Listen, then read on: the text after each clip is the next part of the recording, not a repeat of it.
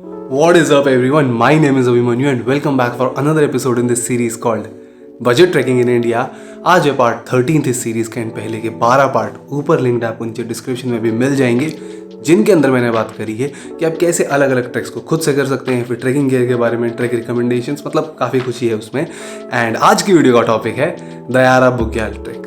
तो काफ़ी प्यारा सा, सुंदर सा, मस्त सा ट्रैक है ये अपना उत्तरकाशी की साइड में। एंड अभी मैंने रिसेंटली इसको क्रिसमस वाले वीकेंड पे ही किया था, तो काफ़ी बढ़िया ट्रैक है। एंड आज की वीडियो में ये बताएंगे कि आप कैसे इस ट्रैक को खुद से कर सकते हैं। So before we start the video, hit that subscribe button and like this video and help this channel grow. And without wasting any time, let's get started.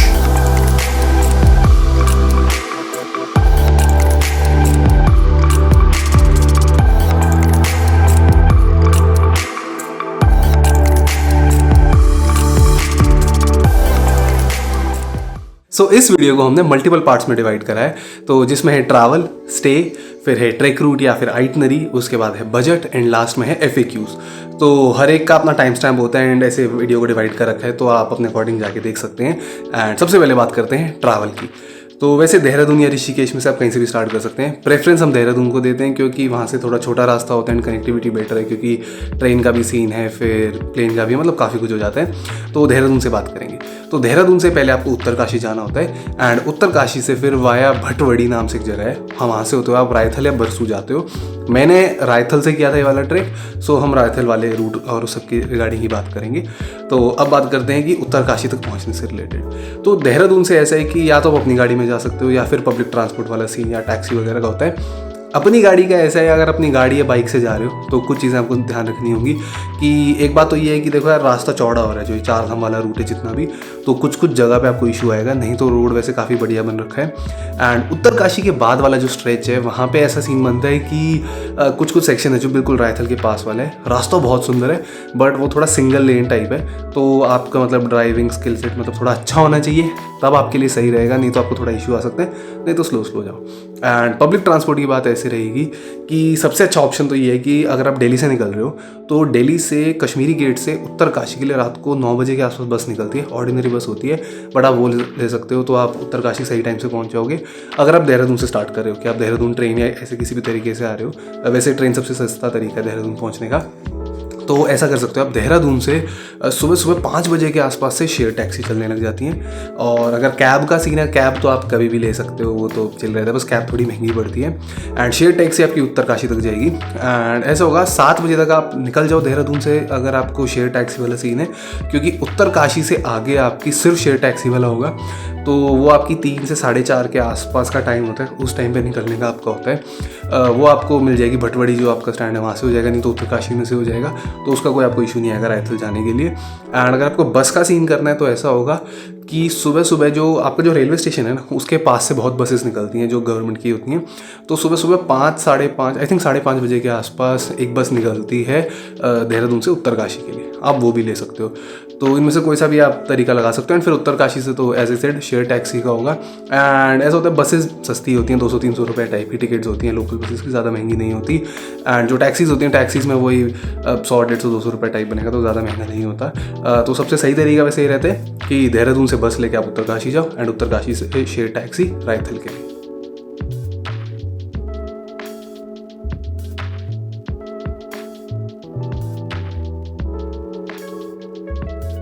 Travel का तो हो गया, अब बात करते हैं स्टे की। तो स्टे का ऐसा सीन होगा कि देखो, जो ट्रैक होगा, ट्रैक पे तो आप टेंट्स में ही रुकोगे। तो अगर आप किसी गाइड के थ्रू कर रहे हो या अपना टेंट लेके जा रहे हो तो टेंट वाला ही सीन होगा। एंड जो बेस विलेज है इनके रायथल या बरसू, इसमें रुकने का ऐसा होगा कि यहाँ पे काफ़ी सारे होम स्टेज हैं। तो हम रायथल में रुके थे एंड रायथल में ऐसे आप सर्च कर सकते हो, रायथल होम स्टे नाम से गूगल पे आप लिखोगे आ जाएगा। इसका ओनर है जयराज एंड काफ़ी बढ़िया स्टे था हमारा। अगर आपको देखना उसके बारे में तो मेरा व्लॉग है ऊपर लिंक होगा, आप जाके देख सकते हो, उसमें मतलब प्रॉपर टूर भी करवाया मैंने होम स्टे का। तो काफ़ी बढ़िया स्टे था एंड बढ़िया ओनर था। आप या फिर रायथल में आते ही आप सीधा कांटेक्ट कर सकते हो उसको, या पहले कॉल कर सकते हो, या आगे किसी से भी आप पूछ लोगे कि राणा जी का होम स्टे किधर है, तो वो आपको उनके पास ही पहुंचा देंगे। बढ़िया रिकमेंडेड होम स्टे हैं एंड खास महंगा भी नहीं है।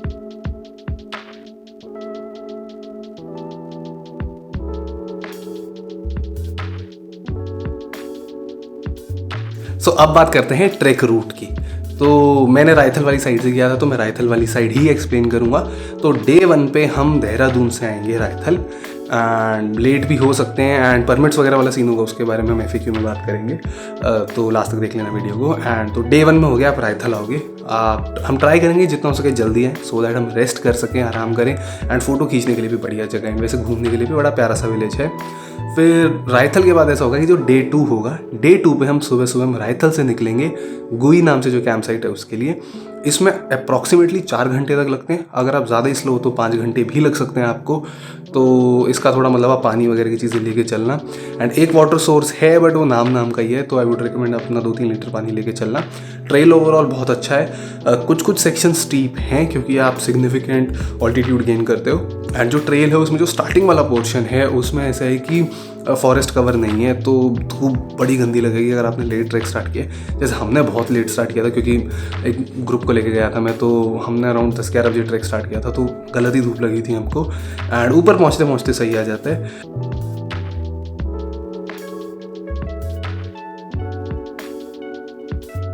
फिर नेक्स्ट डे ऐसा रहेगा कि हम गुई से जाएंगे दायरा बुग्याल एंड दायरा टॉप के लिए। तो इसका ऐसा रहेगा कि कुछ ऐसे सेक्शंस हैं जहाँ पे थोड़ा स्टीप हो जाता है ये, बाकी ओवरऑल बढ़िया ट्रेल है, एंड सिंस आपको सिर्फ डे पैक कैरी करना है तो आपको ऐसा दिक्कत भी नहीं आएगी। तो इसका ऐसा रहेगा कि गुई से 3 घंटे आपको लगेंगे दायरा बुग्याल के लिए। दायरा बुग्याल से आपको जो दायरा टॉप है उसके लिए 1 घंटा लगेगा, एंड जो दायरा टॉप है उसके ऊपर एक और टॉप है, मुझे उसका नाम याद नहीं आ रहा, बी से कुछ नेम है उसका, एंड वो बहुत ही बढ़िया, उसका 1 और घंटा आपको लगेगा दायरा टॉप से। उस टॉप की खास बात ये होती है कि दोनों तरफ अलग अलग वैलीज होती हैं, अलग अलग रेंजेस आपको दिखती हैं, तो वो वर्थ इट होता है जाने का, बट उसके लिए आपको आइटनरी में कुछ चेंजेस करने पड़ते हैं। एंड फिर ऐसा रहेगा कि हम इसी दिन हम फिर दायरा टॉप या जहाँ पे भी आप जाओगे वहाँ से आप डिसेंड करोगे, एंड आप वापस गुई कैंप साइट पे आओगे। फिर नेक्स्ट डे हम गुई कैंप साइट से वापस रायथल आएंगे, एंड फिर या तो उसी दिन आप निकल सकते हो, या फिर आप ऐसा कर सकते हो, अगर आप पब्लिक ट्रांसपोर्ट का आपका सीन है तो आप रायथल से उत्तरकाशी आ जाओ, सो दैट आप उससे नेक्स्ट मॉर्निंग बहुत जल्दी वाली जो बसेस होती हैं आप उत्तरकाशी से बस देहरादून के लिए लेके निकल सकते हो। अब इसी आइटनरी के अंदर जो मैं बता रहा था वो ये कि जो आपका दायरा टॉप है, एंड दायरा टॉप के ऊपर जो एक और जो टॉप है वहाँ पे आप जाते हो, तो आप ऐसे देख सकते हो कि 3 घंटे तो आपको लगेंगे गुई से बुग्याल के, फिर 1 घंटा टॉप के लिए, फिर एक और उसके लिए, तो 5 घंटे का आपका एक असेंड हो गया, एंड आपको अप्रॉक्सीमेटली 3 घंटे तो लगेंगे उतरने में, फिर आप 1 घंटा वहाँ पे भी स्पेंड करोगे, तो अप्रॉक्सीमेटली 9-10 आवर्स का डे बनेगा, एंड ये लॉजिकल नहीं होता, आप अपनी बॉडी को बिना मत स्ट्रेच कर रहे हो। तो इसमें ऐसा सीन बनता है कि आपको क्या करना पड़ता है, बहुत लोग ये करते हैं, जो आपका बुग्याल है, जैसे आप बुग्याल के पास पहुँचते हो तो वहाँ पर बहुत सारी छावनी बनी हुई हैं, तो वहाँ पे आप चाय वगैरह ले सकते हो, तो आप उनसे बात करके आप वहाँ पे रुकने का सीन कर सकते हो, क्योंकि बात ये है कि बुग्याल्स में आप कैंपिंग तो कर नहीं सकते, तो आपको ऐसा करना पड़ता है कि आप एक नाइट गुई में स्पेंड करते हो, एंड एक नाइट फिर आप बुग्याल में स्पेंड करते हो, एंड उससे नेक्स्ट मॉर्निंग आप सीधा बुग्याल से टॉप से फिर जो नेक्स्ट वाला टॉप है, एंड वहाँ से फिर पूरा नीचे आप गुई तक आ जाते हो। तो आपको इस तरीके से प्लान करना पड़ता है।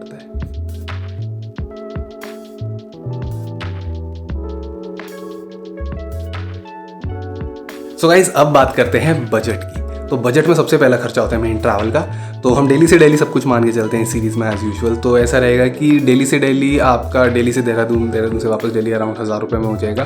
फिर देहरादून से रायथल का, एंड रायथल से वापस देहरादून का अप्रॉक्सीमेटली मैक्स टू मैक्स 1000 रुपये में हो जाना चाहिए आपका सब कुछ। बस अगर आप वो ना लो जो मतलब प्रॉपर कैब्स होती हैं, क्योंकि कैब्स तो बहुत महंगी पड़ती हैं, तो आप अप्रॉक्सीमेटली आई कैन से 2000 में आपका ट्रैवल का हो जाएगा खर्चा। फिर स्टे का ऐसा रहेगा, अगर आप 2 नाइट स्पेंड कर रहे हो होम स्टे के अंदर, इंक्लूडिंग फूड आपका 1400 रुपये में हो जाएगा पर हेड, इससे ज़्यादा आपका नहीं लगना चाहिए। मैक्स वी कैन से चलो 1500 भी हो जाए राउंड ऑफ करने के लिए। एंड फिर थर्ड खर्चा आपका आएगा फूड का, कि आप ट्रैक पे हो तो आपको कुक वगैरह करना है, इस टाइप से जो भी चीज़ होगी, तो पर हेड अराउंड 1000 रुपीज़ के आसपास ही जाएगा, इससे ज़्यादा नहीं होता है। फिर नेक्स्ट खर्चा हो जाता है गाइड का, कि अगर आप गाइड को लेके जा रहे हो, सो गाइड का वही है एज ए सेड 1000 रुपये 1500 रुपये वो होता है आपका पर डे का चार्ज होता है गाइड का। तो अगर आप 4 दोस्त गए हो एंड 4000 रुपये कुछ बन रहा होगा आपका, तो 1000 पर हेड आएगा। तो रफली अराउंड 5000 से 7000 के बीच में आप ये ट्रैक कंफर्टेबली कर सकते हो। सो अब बात करते हैं FAQs की। तो सबसे पहला क्वेश्चन जो मैं आंसर करता हूँ, जो ऑलमोस्ट हर एक वीडियो में लोग मुझसे पूछते हैं कि गाइड ले जाना कंपलसरी है या नहीं। नहीं भाई, गाइड ले जाना इस ट्रैक पे कंपलसरी नहीं है। एंड बात ऐसी है कि अगर आपका ये पहला ट्रैक है तो आप पक्का गाइड लेके जाओ। एंड अगर आपने पहले ट्रैक्स करे हुए हैं तो आप बिना गाइड के भी जा सकते हो, आपको बस वो परमिट्स अरेंज करने पड़ेंगे। उसका कोई आपको अभी सीन बताऊंगा मैं क्या होता है परमिट्स का।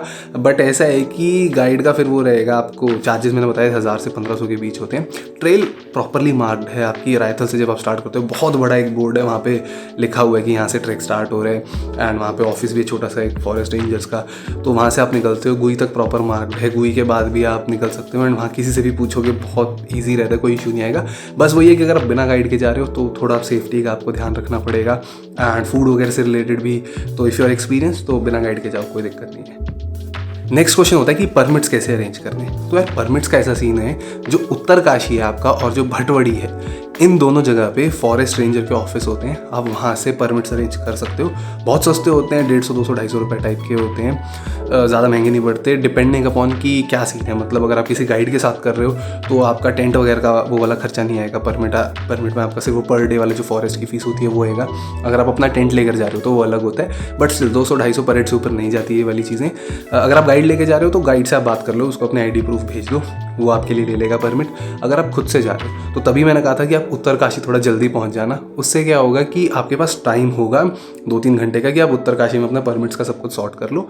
उत्तरकाशी आओ, किसी भी लोकल से बात करो, वो आपको बता देगा कि फॉरेस्ट ऑफिस किधर है, वहाँ से आप ले सकते हो। एंड परमिट्स का वही रहता है कि अपना फोटोज़ है या ID प्रूफ है हमेशा कैरी करना चाहिए, तो ईजी रहता है। वैसे कभी पड़ती है रिक्वायरमेंट, कभी नहीं, बट होता है। एंड बहुत बार लोग ये वाली चीज़ करते हैं कि बिना परमिट्स के चले जाते हैं ट्रैक्स पे। जैसे केदारकंठ वाली मेरी वीडियो पे एक बंदे ने कमेंट किया था कि उसने बिना परमिट के करा हुआ था, तो ऐसी गलती कभी मत करना। कोई मतलब बहुत बार लोग नहीं पकड़े जाते हैं, बट अगर आप पकड़े जाते हो तो कई हज़ार रुपए का चालान कटता है आपका। ये खलिया टॉप में हमको बताया था वहाँ के जो फॉरेस्ट रेंजर थे, वो उनसे मतलब अंकल जी से हमारी दोस्ती हो गई थी कि कई हज़ार रुपए का चालान कटता है और अलग ही दिक्कत आती है। एंड जो दयारा बुग्याल था, इसमें हमारे साथ हुआ था जब हम ट्रैक कर रहे थे, तो गुई वाले दिन में भी एंड जो बुग्याल वाला दिन था उसमें भी फॉरेस्ट रेंजर्स राउंड में थे। तो उन्होंने हमसे कन्फर्म किया था कि हम किस ग्रुप के साथ हैं एंड हमारा गाइड कौन है। तो ये वाली चीज़ें होती हैं, इसका आपको थोड़ा ध्यान रखना पड़ेगा। So best time to do this track. तो बात ऐसी है भाई, ये ट्रैक है वन ऑफ मतलब सबसे तगड़ा ट्रैक है विंटर्स में करने के लिए, क्योंकि गजब बर्फ़ मिलती है। फिर जो ऊपर का मेडो है वो बर्फ़ में अलग ही सुंदर होता है, वहाँ पे इतने लोग आते हैं स्कीइंग के लिए। तो आई वुड हाईली रिकमेंड कि आपको ये विंटर्स में ही करना चाहिए। एंड ऐसे मैंने एक वीडियो भी बनाई थी बेस्ट विंटर ट्रैक्स की, तो वो ऊपर लिंक होगी, आप देख लेना इसके बाद। तो उसमें भी मैंने बताया कि दयारा बुग्याल बहुत सही है इसे करने के लिए, ज़्यादा टफ भी नहीं है एंड विंटर्स में मतलब टफ भी नहीं है एंड आपको नज़ारे भी अच्छे मिल रहे हैं, सो वर्थ इट तो है ही। एक और क्वेश्चन ये आता है कि क्या बीच में कोई कैंटीन है, जैसे आपका खीरगंगा है या त्रियुंड है, इनमें बीच में कैंटीन्स और ढाबे टाइप होते हैं जहाँ पे आप चाय वगैरह पी लेते हो या स्नैक्स खरीद लेते हो। यहाँ पे नहीं है। यहाँ से रायथल के बाद आपको सीधा छावनी मिलेगी गुई पे, एंड उसके बाद सीधा छावनी होगी ऊपर आपका जो बुग्याल है वहाँ पे। इन छावनियों के अंदर भी ऐसे आपको फैंसी स्टफ़ नहीं मिलेगा कि आप सोच रहे हो बिस्किट, नमकीन, रेड बुल टाइप ये चीज़ें मिले, इसकी कोई गारंटी नहीं है। मैं तो बताता हूँ मतलब 5% चांस भी नहीं होगा कि आपको मिलेगा। सो अपनी चीज़ें कैरी करनी चाहिए। तो अगर आप बिना गाइड के जा रहे हो और आपको ऐसा है फिर कि आपको खुद कुक करने पे ज़्यादा रिलाई करना पड़ेगा, ऑब्वियसली आप इन छावनी वालों से बात कर सकते हो कि ये आपको खाने का प्रोवाइड कर दें, क्योंकि ये छावनी होती है मतलब आधी किचन होती है, आधे सोने वाला सिस्टम होता है। बट ऐसे है कि जैसे इन छावनी वालों के अपने ग्रुप्स होते हैं जो इनके ट्रैक गाइड्स वगैरह होते हैं, उनके थ्रू आते हैं। तो अगर ज़्यादा ट्रैकर्स आ गए, लेटेस्ट से कि एक दिन इनका 15 या 20 लोगों का बैच आ गया, तो आपको खाने में थोड़ा इशू आ सकता है कि आपके लिए खाना कैसे अरेंज करेंगे ये। सो आई वुड रिकमेंड कि आप वैसे अपना कैरी करो एंड बट आप इमरजेंसी में इन पर रिलाई कर सकते हो, वो आपको कोई इशू नहीं है। एक और क्वेश्चन होता है जो लोग मुझसे पूछते हैं कि हाइजीन का एंड सुबह सुबह फ्रेशन अप होने का क्या सीन होगा। तो बात ऐसी है, देखो अब इन ट्रैक्स पे कोई नहाता तो है ही नहीं, सीधी बात है, कहाँ नहाओगे आप, ठंड इतनी होती है एंड कुछ फैसिलिटी भी नहीं होती। फ्रेश होने का ऐसा रहता है कि अगर आप खुद ट्रैक कर रहे हो या फिर आप मतलब किसी गाइड के साथ ट्रैक कर रहे हो या किसी कंपनी के साथ ट्रैक कर रहे हो, तो ये kitchen tent and toilet tent दोनों लेकर जाते हैं ऊपर। तो टॉयलेट टेंट का असल में क्या होता है, वैसे तो वो एक गड्ढा ही खोद रखा होता है, बट कुछ कवर होता है, टेंट टाइप होता है, तो आप उसमें फ्रेश होने के लिए जाओगे। एंड सर्दियों में तो ड्राई टॉयलेट्स होंगे, गर्मियों में आपको ड्राई टॉयलेट का इशू नहीं है, बट सर्दियों में ड्राई टॉयलेट्स ही होते हैं, ये आपको हमेशा ध्यान रखना चाहिए मेजॉरिटी सभी विंटर ट्रैक्स पे। तो अगर आप खुद जा रहे हो तो भाई फिर जंगल है, पेड़ है, उसके पीछे जाओ, जुगाड़ करो, या फिर आप किसी और ट्रैक ग्रुप है उससे रिक्वेस्ट कर सकते हो कि आप उनका टेंट यूज़ कर सकते हो। बट उसके मतलब चांस कम ही होते हैं, क्योंकि अगर उनका बड़ा ग्रुप है तो वो मना कर देंगे, छोटा ग्रुप है तो हाँ बोल देंगे। जैसे हमको हमटा पास में दिक्कत नहीं आई थी, हमने ग्रुप से बात की थी तो उन्होंने हाँ बोल दिया था। So that's it all for today. I hope you found this video useful. अगर अभी भी कोई क्वेरी है, कोई क्वेश्चन है या कोई सजेशन है, कोई फीडबैक है, तो प्लीज़ नीचे कमेंट करके मुझे बताओ। I would love to make a video on that. And तब तक के लिए don't forget to like, share and subscribe subscribing to my channel, hit that bell icon, and I'll see you next week with another amazing video. Till then, stay home, stay safe. Bye.